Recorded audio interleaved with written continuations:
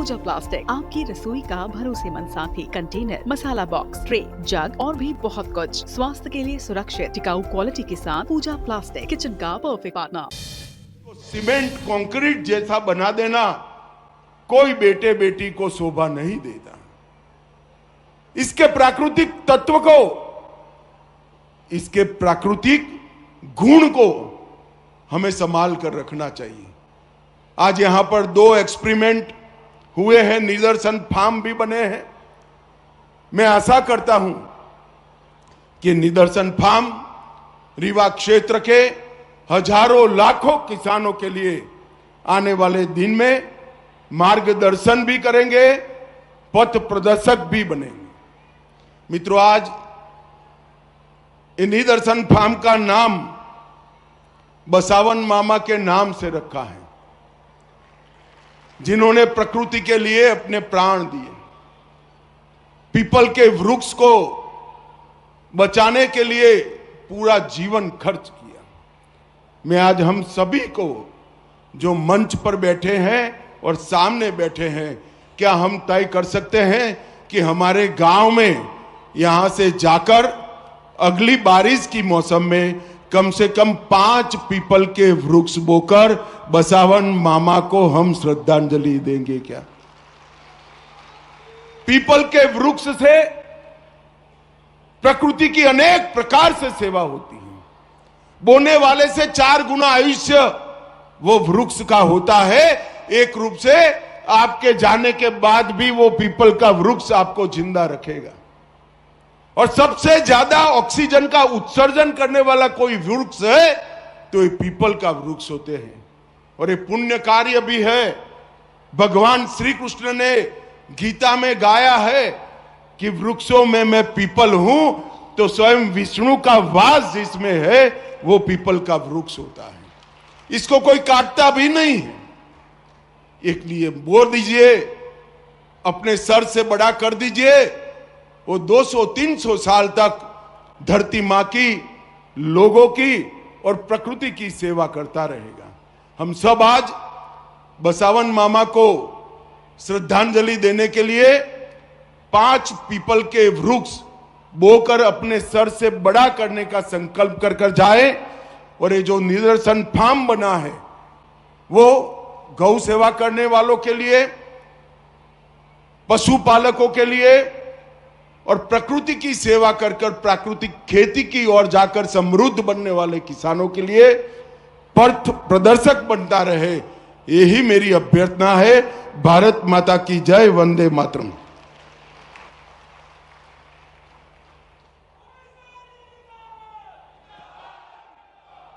बहुत बहुत धन्यवाद माननीय गृह मंत्री महोदय।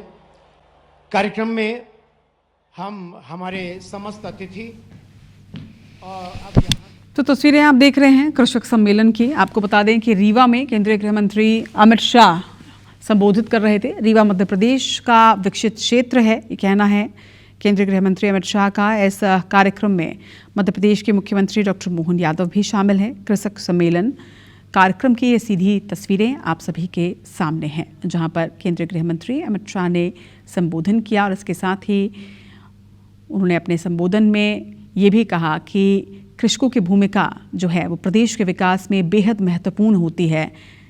मुख्यमंत्री डॉक्टर मोहन यादव भी इस कार्यक्रम में नजर आ रहे हैं, उनके साथ ही कई मंत्री।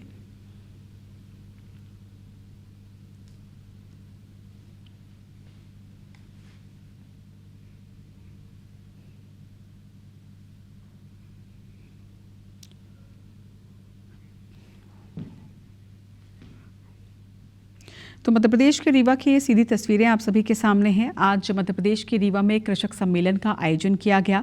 इस दौरान केंद्रीय गृह मंत्री अमित शाह इस समारोह में शामिल होने के लिए यहां पर पहुंचे, जहां उन्होंने ये कहा कि रीवा बेहद उन्नत क्षेत्र है। मुख्यमंत्री डॉक्टर मोहन यादव भी इस सम्मेलन में शामिल हुए। रीवा मध्य प्रदेश का विकसित क्षेत्र है और जिस तरह से अन्नदाताओं की भूमिका, किसानों की भूमिका क्षेत्र के विकास में किस तरह से सहायक है, इसका जिक्र केंद्रीय गृह मंत्री अमित शाह ने अपने संबोधन में किया।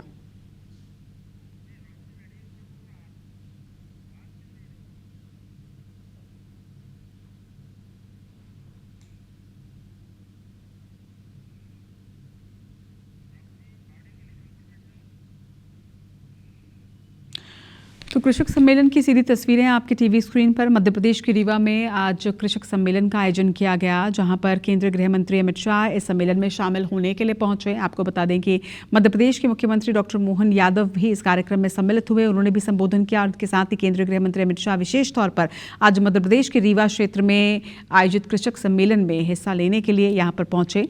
संबोधित उन्होंने किया। इसके साथ ही कई और कार्यक्रमों में भी वो शामिल होंगे, लेकिन ये तस्वीरें आपको दिखा रहे हैं कृषक सम्मेलन की। सीधे आपको लिए चलते हैं एक बार फिर से यहाँ, जहाँ मध्य प्रदेश के मुख्यमंत्री डॉक्टर मोहन यादव इस वक्त कृषक सम्मेलन में संबोधित कर रहे हैं। इस बड़े प्रोजेक्ट के मन में जैसा हमारा सबका भाव है, जोरदार अभिनंदन करें। सच में आज उनका ये रूप मुझे देखकर आनंद आ गया।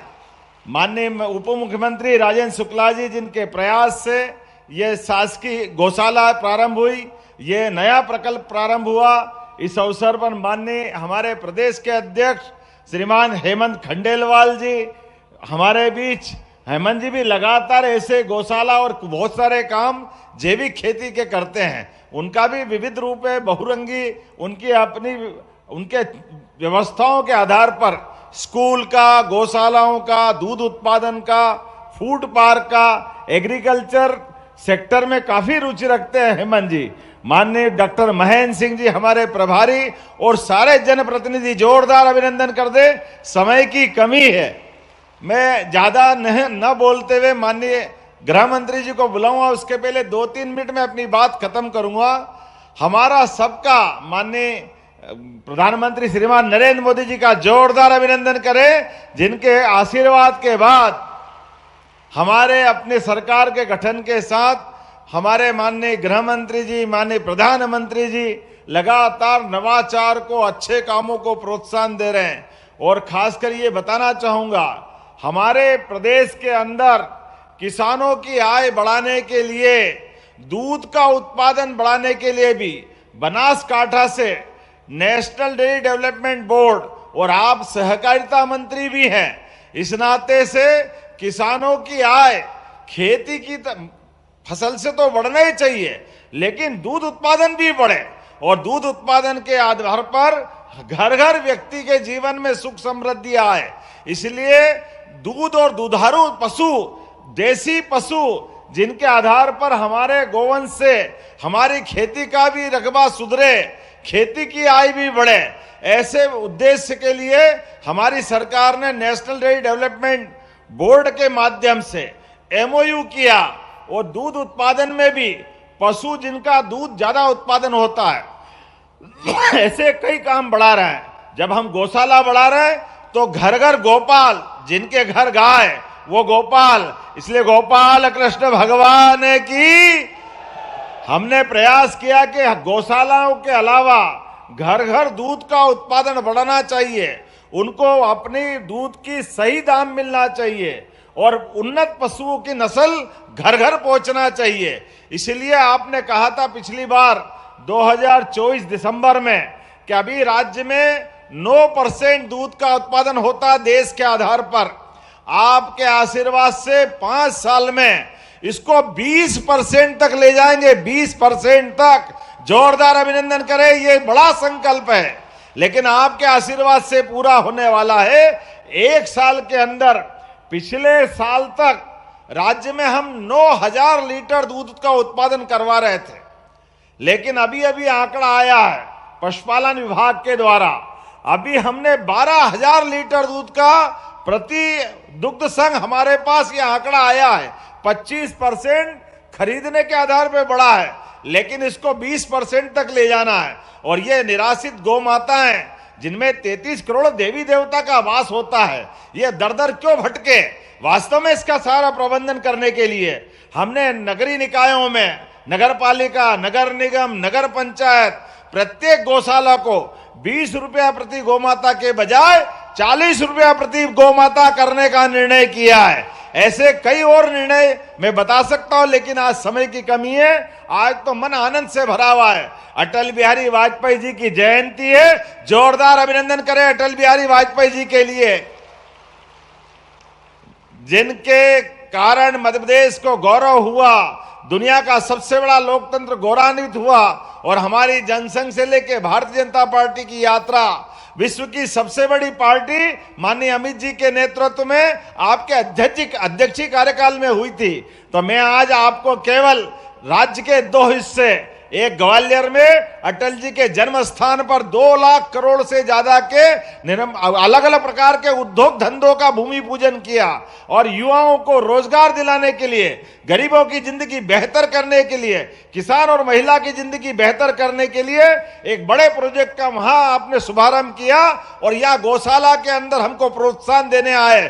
जोरदार अभिनंदन करें मध्य प्रदेश की धरती पर। मैं आपका स्वागत करता हूं, अभिनंदन करता हूं और लगातार आपका ये मार्गदर्शन मिलता रहेगा। इसी उम्मीद के साथ आपका लिए हमारे पास तो एक और बड़ा प्रोजेक्ट है।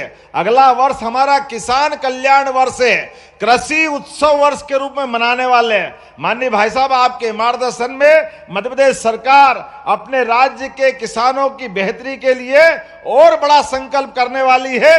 पुनः आपका वंदन, अभिनंदन। बोलिए भारत माता की। गौ अभ्यारण्य में प्राकृतिक खेती प्राकल्प का शुभारंभ किया यहां पर डॉक्टर मोहन यादव। रीवा में ये कार्यक्रम हो रहा है, कृषक सम्मेलन ये कार्यक्रम है और देश के गृह मंत्री अमित भाई शाह भी इस कार्यक्रम में मौजूद हैं और अब से थोड़ी देर पहले ही रीवा में डॉक्टर मोहन यादव संबोधित कर रहे थे।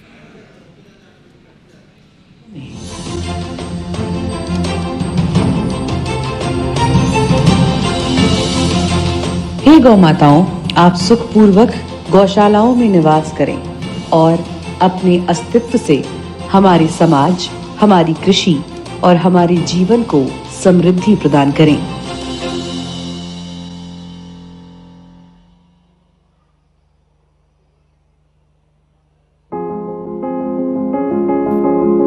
भारतीय सभ्यता की उस जीवन दृष्टि का आधार है जिसमें मनुष्य, पशु और प्रकृति परस्पर विरोधी नहीं बल्कि एक दूसरे के पूरक माने गए हैं। पौराणिक परंपरा से लेकर लोक आस्था तक भारत की चेतना में ये विश्वास सदैव स्पष्ट रहा है कि गौ संरक्षण और वन संरक्षण के बिना समाज का संतुलित, समरस और दीर्घकालिक विकास संभव नहीं है। आज जब निराश्रित गौवंश की बढ़ती संख्या, कृषि संकट, मिट्टी की घटती उर्वरता और पर्यावरणीय असंतुलन एक साथ हमारे सामने उपस्थित है, ये विचार पहले से कहीं अधिक प्रासंगिक हो जाता है। केवल रीवा जिले में ही अनुमानतः 1 लाख से अधिक गौवंश निराश्रित अवस्था में पाए जाते हैं। इन्हीं चुनौतियों को स्वीकार करते हुए मध्य प्रदेश के जिला रीवा के ग्राम पुरवा में भगवान बसामन मामा की पुण्य भूमि पर बसामन मामा गौवंश वन्य विहार की स्थापना की गई। ये परियोजना माननीय प्रधानमंत्री श्री नरेंद्र मोदी जी की गौवंश संरक्षण और प्राकृतिक खेती की अवधारणा पर आधारित है। नेचुरल फार्मिंग भारत का अपना स्वदेशी विचार है। ये हमने कहीं से इंपोर्ट नहीं किया है, यानी हमारी ट्रेडिशन से जन्मा है। हमारे पूर्वजों ने तपस्या करके इसको तैयार किया है और ये हमारे पर्यावरण के अनुकूल है। और माननीय गृह मंत्री श्री अमित शाह जी द्वारा प्रतिपादित आत्मनिर्भर भारत और प्राकृतिक खेती की सोच को व्यवहारिक धरातल पर साकार करती है। मैंने तो तय किया है मेरे बाकी का जीवन वेद, उपनिषद और प्राकृतिक खेती के लिए खर्च करूं। ये प्राकृतिक खेती ये इस प्रकार का एक वैज्ञानिक प्रयोग है जो कई प्रकार के फायदे। माननीय मुख्यमंत्री डॉक्टर मोहन यादव जी के नेतृत्व में मध्य प्रदेश शासन की स्पष्ट गौ संवर्धन नीति, दृढ़ प्रशासनिक इच्छा शक्ति, हमने एक योजना बनाई कि एक 5000 से बड़ी गौशालाएं जो चलाएंगे उनके लिए भी प्रति गौमाता 40 रुपया और 125 एकड़ जमीन तक भी हम निःशुल्क देंगे ताकि बड़ी गौशाला भी बहुत आराम से चले और गौशालाओं के माध्यम से दूध उत्पादन भी करो, गोमूत्र भी, और गोमूत्र के बहुत सारे अर्क से लेकर बहुत सारी चीजें बनती है। और माननीय उप मुख्यमंत्री श्री राजेंद्र शुक्ला जी के अटूट संकल्प एवं जन भागीदारी के माध्यम से आज ये गौवंश वन्य विहार साकार रूप में हमारे सामने खड़ा है। बसामन मामा गौवंश वन विहार इस समस्या को ध्यान में रख के बनाई गई। सड़कों में बैठी हुई गौ माताएं दुर्घटना का शिकार होती हैं। ये परिस्थितियां बहुत ही चिंताजनक थी। ये एक बड़ी समस्या थी। ये वेद पुराण उपनिषद हर जगह गौ माता के महिमा का बखान किया गया है। कोई भी संत और महात्मा जब अपना प्रवचन करते हैं तो गौ माता की महिमा का बखान करते हैं।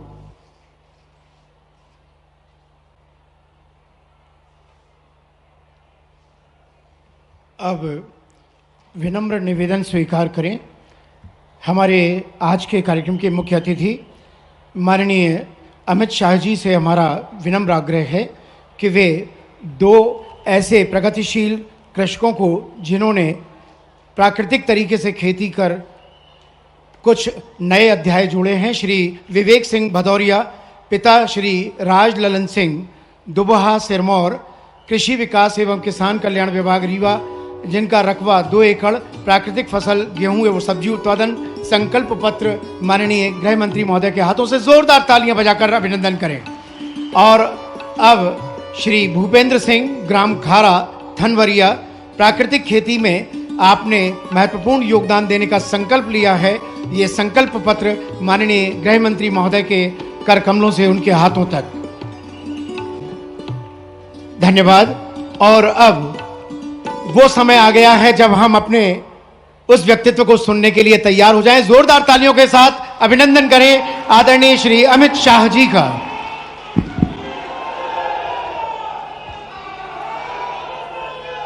मेरे साथ बोलिए, भारत माता की। अरे भाई, विंध्य की धरती पर ऐसी आवाज क्यों है? दोनों हाथ उठाकर प्राकृतिक खेती और गौ संवर्धन के हमारे संकल्प को दृढ़ीभूत कर प्रचंड आवाज से बोलना है। दोनों हाथ उठाइए जरा, संकल्प की मुट्ठी भींचिए और प्रचंड आवाज से बोलिए, भारत माता की। मंच पर उपस्थित मध्य प्रदेश शासन के मुख्यमंत्री श्रीमान मोहन यादव जी, यहीं के जनप्रतिनिधि और उप मुख्यमंत्री मध्य प्रदेश शासन श्री राजेंद्र शुक्ल जी, हमारे प्रदेश अध्यक्ष महोदय श्रीमान हेमंत खंडेलवाल जी, मेरे मित्र और पंचायत ग्रामीण विकास मंत्री मध्य प्रदेश श्री प्रहलाद पटेल जी, श्री एदल सिंह कंसाना जी, कृषि विकास मंत्री मध्य प्रदेश श्री लखन पटेल जी, पशुपालन और डेयरी मंत्री मध्य प्रदेश, यहां के लोकप्रिय सांसद जनार्दन मिश्र जी, उपस्थित सभी विधायकगण और हमारे भाजपा के प्रदेश संगठन के प्रभारी श्रीमान महेंद्र सिंह जी और आज यहां पर आए हुए प्यारे भाइयों बहनों माताओं, आप सभी को मेरा प्रणाम, राम राम। सबसे पहले आज भारत रत्न श्रीमान अटल बिहारी वाजपेयी जी की जन्म जयंती है। ये रीवा क्षेत्र अटल जी के बहुत प्रिय क्षेत्रों में से रीवा क्षेत्र हुआ करता था। और मुझे बताया कि जब वो प्रधानमंत्री बने तब इनके जो वाहन चालक थे वो यही के वीर बहादुर सिंह जी थे। तब अटल जी वघेली बोली में ही वीर बहादुर सिंह के साथ बात करते थे। और मित्रों, अटल जी ने न केवल भारतीय जनता पार्टी, पूरे देश के सार्वजनिक जीवन में शुचिता को बड़ा महत्व दिया, पारदर्शिता को बड़ा महत्व दिया। और अटल जी अपने जीवन के कार्यकाल के अपने कर्मों के कारण एक ऐसे नेता की श्रेणी में आ गए जिन्होंने जो बोला वो कर दिखाया। बहुत कम लोग ऐसे हैं जिनका वक्तव्य और जीवन दोनों एक समान होते हैं। सम्माननीय अटल जी उसी श्रेणी के राजनेता रहे। मैं मनपूर्वक अटल जी को श्रद्धांजलि देकर मेरी बात की शुरुआत करना चाहता हूं। आज ये मध्य प्रदेश का रीवा क्षेत्र सैन एक विकसित क्षेत्र में बढ़ रहा है। आज एशिया का सबसे बड़ा सोलर प्लांट हमारे रीवा में, रीवा से प्रयागराज हो या जबलपुर, बहुत अच्छी 4 मार्गीय सड़कों का विकास हुआ है। और अभी मैंने उतरते वक्त मोहन जी को पूछा कि भैया देर हो जाएगी तो उड़ पाएंगे क्या? तो मोहन जी ने कहा रीवा का एयरपोर्ट अब 24 घंटे विमान लेकर दिल्ली जा सकता है। अनेक चीजें हैं जो बताने लायक है, मगर सवाल समय हमें परमिट नहीं करता है। मित्रों, आज मुझे उप मुख्यमंत्री साहब मिलने आए थे। उन्होंने कहा था हमारे रीवा में बसामन मामा गौवंश विहार बन रहा है, एक देखने जैसा प्रकल्प है। मैंने उनको बताया था कि मैं जब भी मध्य प्रदेश आऊंगा जरूर रीवा आकर बसावन मामा गौवंश प्रोजेक्ट को देखूंगा। और आज मैं जाकर देख कर आया, एक बहुत अच्छा निदर्शन प्रयोग जो कई सारे किसान का काम करने वाले, गौ पालन का काम करने वाले हमारे अच्छे किसान हैं, उनको आगे मार्गदर्शन कर सकता है। ऐसा एक बहुत अच्छा प्रकल्प यहां बनाया गया है। यहां गौशाला भी है और गौशाला के साथ साथ गाय के गोबर से निर्मित प्राकृतिक खेती की पूरी श्रृंखला और 5 स्तरीय खेती, जो सब्जी भी उगाती है, बेले भी देती है, पपीते जैसे मध्यम कद के फल भी देती है, बीच में चने और छोटे क्रॉप भी होते हैं, दलहन भी होती है और ऊपर फलदार वृक्ष भी होते हैं। 1 एकड़ के अंदर 1.25 लाख रुपए से ज्यादा इनकम देने वाला ये प्रयोग निश्चित रूप से छोटे किसानों के लिए बड़ा आशीर्वाद रूप होने वाला है। इसका आधा भी अगर रीवा के प्रगतिशील किसान अपने खेत में कर ले और एक का देखकर दूसरे, दूसरे से देखकर तीसरे, तीसरे से देखकर चौथे किसान तक ये ट्रांसफॉर्म हो जाए तो रीवा की कृषि आय 2.5 गुना बढ़ने की क्षमता रखती है। ये बहुत अच्छा प्रकल्प है। किसानों को यहां लाकर इसका निदर्शन, प्रगतिशील किसानों को लाकर इसके निदर्शन का प्रयोग करना चाहिए। यहां पर प्राकृतिक खेती करने वाले 2 किसानों का सम्मान किया गया। मित्रों, प्राकृतिक खेती एक ऐसा हमारा परंपरागत प्रयोग है जिसको हम भूल गए। एक ही देसी गाय से 21 एकड़ खेत में खाद के और पेस्टिसाइड्स के उपयोग के बगैर प्राकृतिक खेती होती है। किसान को जगत का ताज कहते हैं, क्योंकि किसान की मेहनत से जो अनाज उत्पन्न होता है वो पूरी दुनिया का, देश का पेट भरने का काम करता है। मगर आप मुझे बताइए भाई, हमें अधिकार है कि वो ही अनाज को जहर से भरकर हम लोगों को खिलाएं। ढेर सारे रोगों के मूल में जाते हैं, चाहे बीपी हो, चाहे डायबिटीज हो, चाहे थायराइड हो, अनेक प्रकार की बीमारियां अनाज में मिश्रित एक केमिकल फर्टिलाइजर से होती है।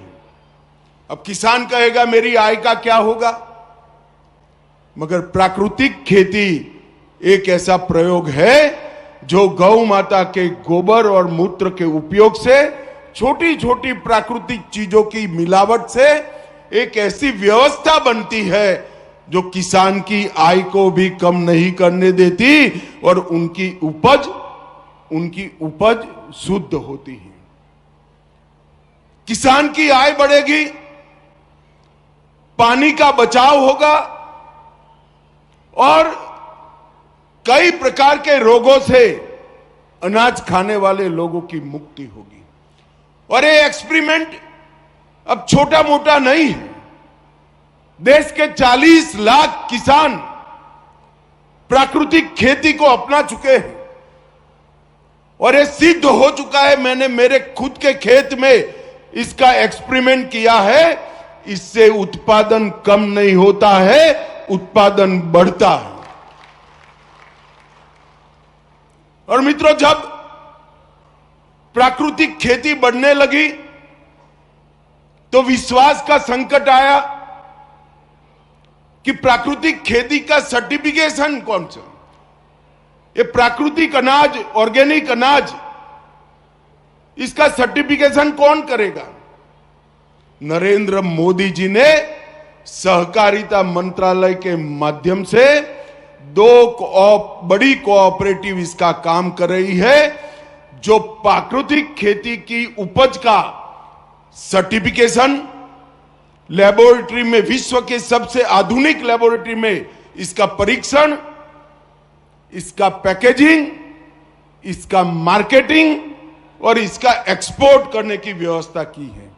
और आने वाले दिनों में देश भर में 400 से ज्यादा प्रयोगशालाएं किसान को सर्टिफिकेट देगी कि इसका खेत भी प्राकृतिक है और इसकी उपज भी प्राकृतिक है, जो किसान की आय को लगभग 1.5 गुना बढ़ाएगी।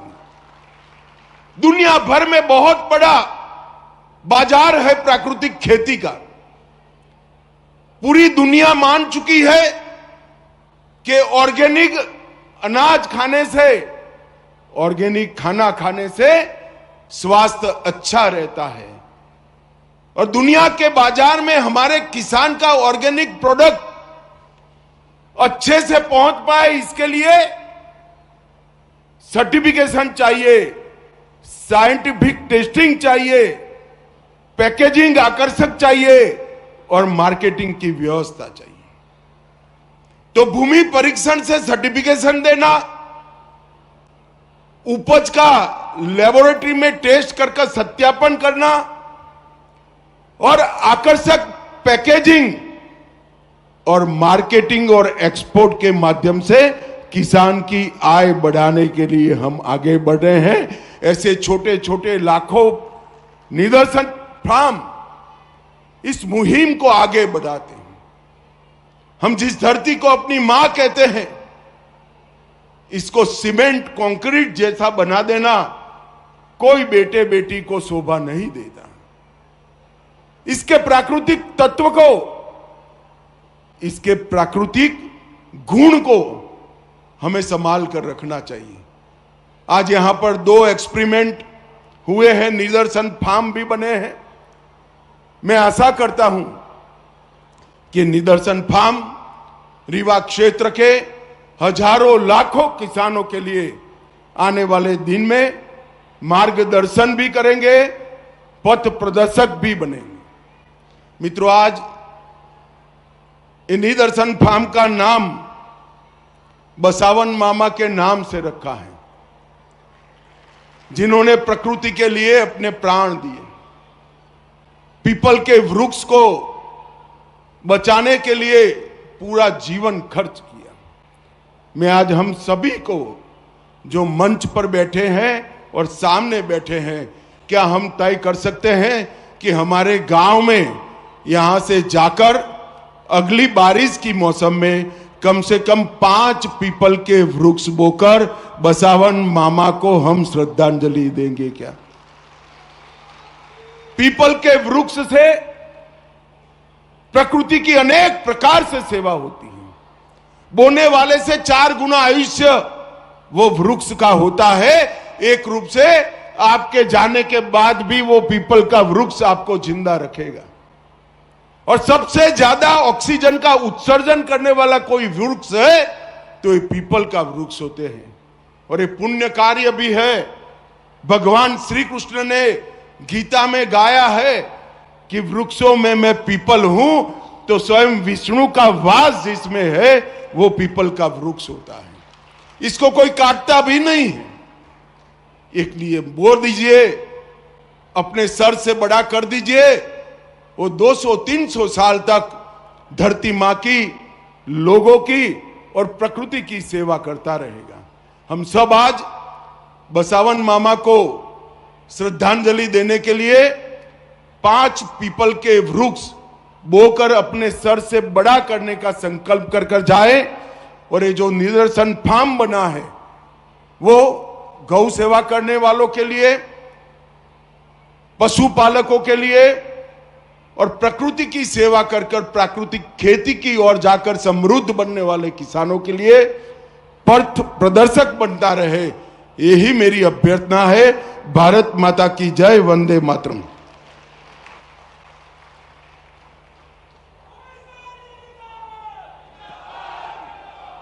बहुत बहुत धन्यवाद माननीय गृह मंत्री महोदय। कार्यक्रम में हम हमारे समस्त अतिथि और अब यहाँ से प्रस्थान करेंगे। उसके पूर्व हम उनके प्रति कृतज्ञ भाव ज्ञापित करते हैं कि उन्होंने अपना बहुत बहुमूल्य समय हमारे बीच देकर प्राकृतिक खेती के लिए यहाँ पर नए आयाम का जिक्र किया जा रहा था। अभ्युदय मध्य प्रदेश इसका नाम दिया गया है। प्राकृतिक जैविक खेती के लिए मॉडल का अनावरण किया गया है। अटल बिहारी वाजपेयी जी की जन्मतिथि पर इसका अनावरण किया गया। कृषक सम्मेलन कार्यक्रम में अमित शाह ने कई अहम बातों का जिक्र किया कि कैसे मध्य प्रदेश को और आगे लेके जाना है। चूंकि मुख्य अतिथि अमित शाह थे इस कार्यक्रम के,